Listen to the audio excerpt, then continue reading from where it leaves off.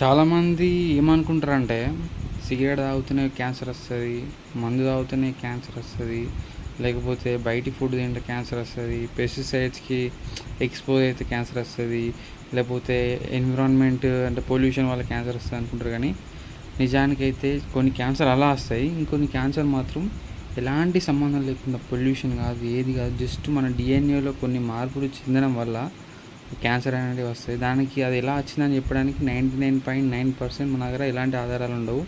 So, ఈ విషయం తెలుసుకున్న తర్వాత నాకు ఏమనిపించిందంటే, అదేదో క్యాన్సర్ వస్తదని భయపడి మందు తాగుడు బంద్ చేసి, సిగరెట్ తాగుడు బంద్ చేసి, మన అలవాట్లు మార్చుకొని, మనం రోజు ఇట్లా టెన్షన్ పడే కన్నా ఎట్లా వచ్చేది అట్లా వస్తది. మనం టెన్షన్ పడాల్సిన అవసరం లేదు.